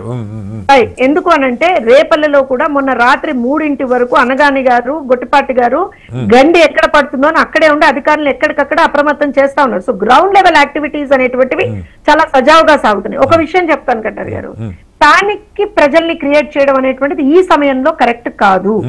ఎవరైనా సరే, అది తెలంగాణలో అయినా సరే, ఆంధ్రప్రదేశ్ లో అయినా సరే, కొంత అయినా సరే విజ్ఞతతో అందరం ఉండాల్సినటువంటి అవసరం ఉంది. మీకు రాజకీయ విమర్శలు చెయ్యాలంటే తర్వాత చేయండి, ఎవరు కాదండి, ఎవ్వరూ కాదు. ఎస్, నేను కూడా ఇవాళ తెలంగాణలో ఉన్నాక కూడా నేను కూడా ఖచ్చితంగా కొన్ని చోట్ల ప్రభుత్వం కొన్ని కరెక్టివ్ మెజర్స్ తీసుకోవాల్సింది అనేటువంటిది నేను కూడా మాట్లాడతా, ఖచ్చితంగా మాట్లాడు. కానీ ఇది సమయం కాదు. నేను ఎందుకంటే అంటే ఇటువంటి ప్రజల్ని మనం పానిక్కి గురి చేయడం అనేటువంటిది సభ్యత కాదు. ఒకటి. రెండో విషయం ఏంటి అనంటే ఇవాళ అక్కడ ఉన్నటువంటి పరిస్థితి సార్, మీరు అంటున్నారు అసలు ప్రిపరేషన్స్ ఏమన్నా ఉన్నాయా అనేటువంటి వాళ్ళకే చెప్తున్నా. ఆల్రెడీ ఏదైతే కొంత లాక్యునా ఏదైతే అంటున్నారో, ఎస్ మేము వేరే వాళ్ళలాగా వేరే పార్టీ లాగా ఇంతకు ముందు అధికారంలో ఉన్నటువంటి పార్టీ లాగా ఏం చేయకపోయినా అన్ని చేసేసినాం అని చెప్పుకునేటువంటి బాపత్ కాదండి. తెలుగుదేశం పార్టీ కాదు, కూటమి ప్రభుత్వం అది కాదు. మేము ఎంత చేసినా సరే ఇంకా కొంత ల్యాబ్స్ అనేటువంటిది ఉంది అనేటువంటిది మేము చాలా ఆనెస్ట్ గా చెప్తున్నాం. ఎందుకంటే అది చెప్తేనే కదా అక్కడి వరకు వెళ్ళగలిగేది, చెప్పాలి కదా. And that is our commitment అండి. వీఆర్ కమిటెడ్ కాబట్టి మేము చెప్పగలుగుతున్నాం. సార్ ఇవాళ నేను ఒక విషయం చెప్తాను, డ్రోన్ సహాయంతో ఎక్కడికక్కడ ఆహార పదార్థాలు ఇస్తున్నాం, అది కనపడట్లేదు వీళ్ళకి.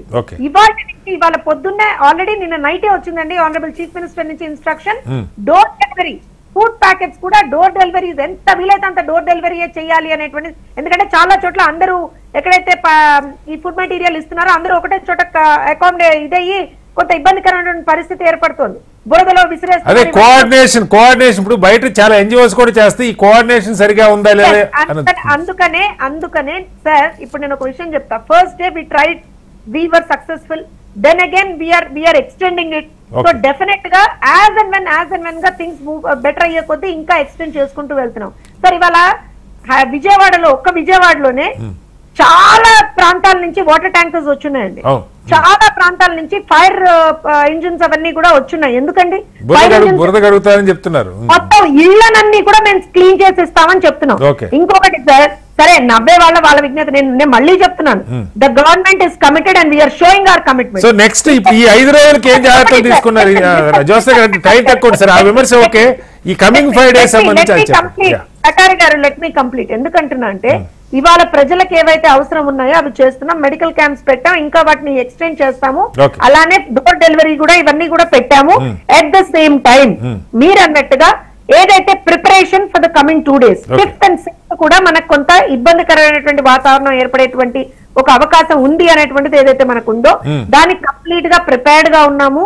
అండ్ యాజ్ అండ్ పాసిబుల్ అంటే నేను ఇందాక చెప్పినట్టుగా ఎవరెవరు ఎక్కడి నుంచి కొంచెం రిలీఫ్ క్యాంప్స్ కి మనం తరలించడం at least for 1 or 2 days still everything gets better. అక్కడ ఒక అవకాశం ఉంది, ఏదన్నా ఇబ్బందికరమైన వాతావరణం తయారయ్యేటువంటి అవకాశం ఉంది అనుకున్న చోట we're moving them to the relief camps. This we moving అండి. ఇక్కడ ఒక sir we have almost 50 teams deployed. 50 teams deployed. ఒకటి కాదు రెండు కాదు. SDRF 22, NDRF 26 అన్ని టీమ్స్ డిప్లాయ్ అయినాయి.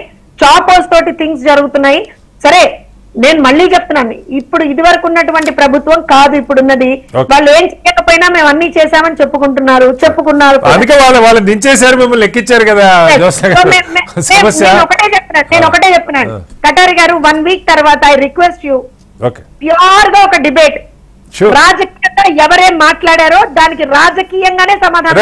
ఇప్పుడు రాజకీయాలు అంశాలు మాట్లాడుకుందాం, సమయం కాదు. ప్రజల్ని దయచేసి అందరినీ రిక్వెస్ట్ చేస్తున్నా, ప్రజలు ఎవరు పానిక్ చేయకండి.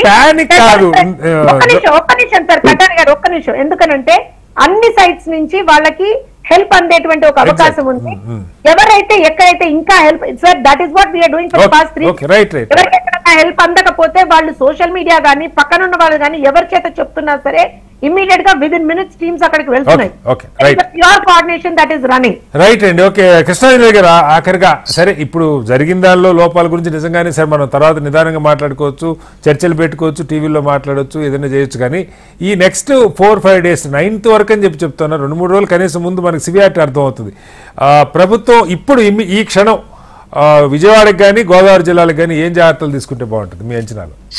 శ్రీనివాసరావు గారు, ఇంకా విజయవాడ ఈ రోజున ప్రమాదం నుంచి బయటపడలేదు. జ్యోత్స్న గారు చెప్తున్నారు కదా, జ్యోత్స్న గారు హైదరాబాద్ లో నుంచి మాట్లాడుతున్నారు, నేను విజయవాడ నుంచి మాట్లాడుతున్నా. వాళ్ళ ప్రభుత్వం ఏం చేస్తుంది, మా ప్రభుత్వం ఏం చేస్తుంది అన్ని కూడా మేము ఇక్కడ గమనిస్తున్నాం. ఆ తెలంగాణ ప్రభుత్వానికి సంబంధించినటువంటి విషయాలు కూడా మాట్లాడారు.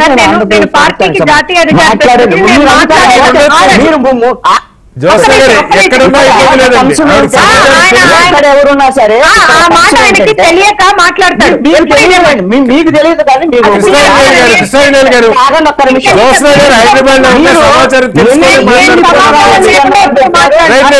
పునరావాస కేంద్రాలు పెట్టారు ఏంటి లెక్కతో సహా చెప్పగలను. 78 పునరావాస కేంద్రాలు. అదేనండి, ఇక్కడ ఒక అంశము జ్యోత్స్న గారు టీవీ ముందు కూర్చొని అద్భుతాలు చెప్పొచ్చు. చంద్రబాబు నాయుడు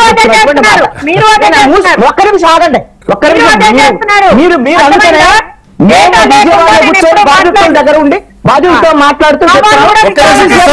కృష్ణారెడ్డి గారు జోస్నా గారు ప్లీజ్, జోస్నా గారు ప్లీజ్. నేను శ్రీనివాసరావు గారు నేను ఒక్కటే మాట చెప్తున్నాను. Yeah. చంద్రబాబు నాయుడు ఈయన చెప్తున్నారు కదా, మేము డ్రోన్ తో చేస్తాం, మనం నావీ హెలికాప్టర్ తో చేసాం.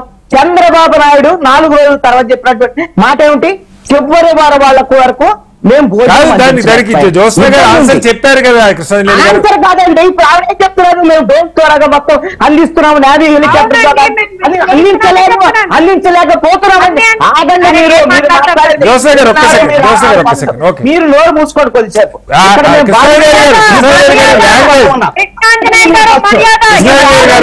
ఈ లాంగ్వేజ్ కరెక్ట్ కాదు.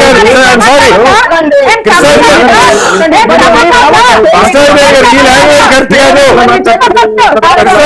వెనక్కి తీసుకోవాలన్నమాట. కృష్ణారెడ్డి గారు ఐఎమ్ సారీ, మీరు ఆ మాట వెనక్కి తీసుకోవాలి. కృష్ణారెడ్డి గారు మీరు వర్డ్స్ వెనక్కి తీసుకోవాలి. కృష్ణారెడ్డి గారు మీరు వర్డ్స్ వెనక్కి తీసుకోవాలి. This is not correct. Krishnareddy గారు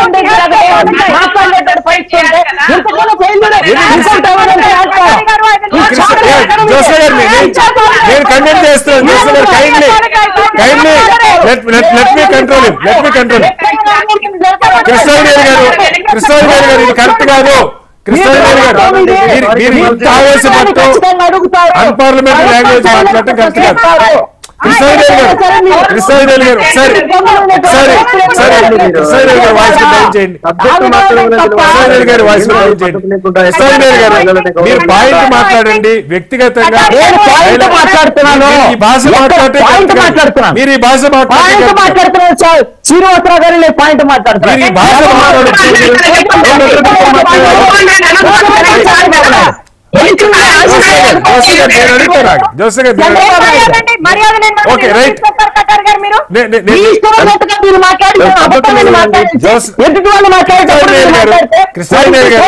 దేనికైనా ఒక పద్ధతి ఉంటుంది. విమర్శ వస్తే రైట్. ఇందులో నేను అడుగుతున్నాను, మీరు ఆగితే నేను ఆయన అడగలుగుతాను. జోస్నా గారు మీరు ఆగితే నేను ఆయన అడగలుగుతాను. కృష్ణారెడ్డి గారు ఫస్ట్ థింగ్, మీరు ఈ భాష మాట్లాడటం నా ఏం భాష అండి నాకు అర్థం కాదు. ఏ భాష నాకు అర్థం కాదు.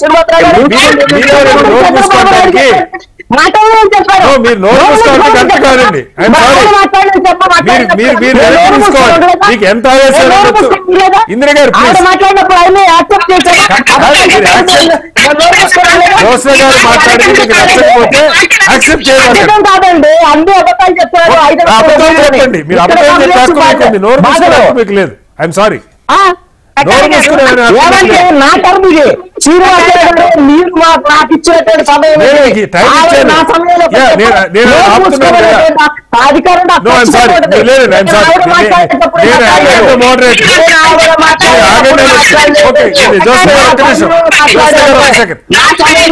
మాట్లాడాను, అబద్ధాలు చెప్తారు, ఇది తప్పు.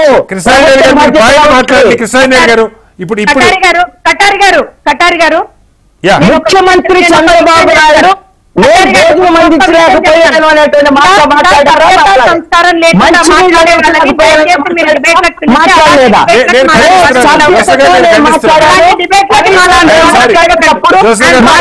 ఉన్నటువంటి సభ్యత మీకున్నారా అక్కర్లేదు. నేను మాట్లాడేటప్పుడు మీరు మాట్లాడుకుంటారు.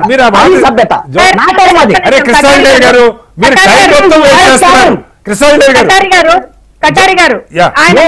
శ్రీనివాసరావు గారు ఒకటే చెప్తున్నాను, మీరు సమయం ఇచ్చినప్పుడు నేను మాట్లాడాను. సమయంలో నేను మాట్లాడలేదు. మాట్లాడితే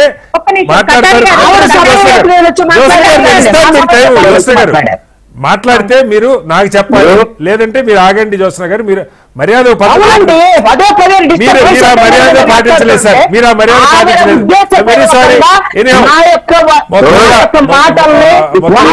తెలుగు రాష్ట్రాల్లో వరద మళ్ళా వర్షాలు తీవ్రంగా ఉండే పరిస్థితి రాబోతుందని చెప్తా ఉన్నారు. నెక్స్ట్ 5 days తీవ్రంగా ఉండబోతుంటారు. అయితే దీనికి సంబంధించి రాజకీయ విమర్శలు ప్రతి విమర్శల కంటే నిజంగా వాస్తవంగా లోపాలు ఉన్న దగ్గర ఎత్తి చూపే హక్కు ప్రతిపక్షాలకి, అలాగే సమాజంలో బాధ్యత ఉన్న ప్రతి ఒక్కరికి ఉంటుంది. అయితే ప్రభుత్వాలు మరింతగా జాగ్రత్తలు తీసుకోవాల్సి వస్తుంది. గతంలో జరిగిన పొరపాట్లు ఏమైనా ఉంటే నిర్వహణకు సంబంధించి కానీ, ప్రజల్ని అక్కడి నుంచి ఖాళీ చేయించడంలో కానీ, సహాయ సహకారాలు అందించడంలో కానీ ఈసారి ఆ సమస్య రాకుండా, వరద ఎక్కువ రాకూడదని కోరుకుందాం. ఒకవేళ అవాంఛనీయ పరిస్థితులు తలెత్తే ప్రభుత్వం మరింతగా సంసిద్ధతగా ఉండాలి రెండు తెలుగు రాష్ట్రాలను కోరుకుందాం. చర్చలో పాల్గొన్న జ్యోత్స్న గారికి, ఇందిర గారికి, దత్తాత్రేయ గారికి, అలాగే కృష్ణాజీ గారికి ధన్యవాదాలు. ఇది వాళ్ళ బిగ్ డిబేట్. వచ్చే రేపు మరో అంశంతో మళ్ళీ కలుద్దాం. అందరికీ నమస్కారం. సెలవు.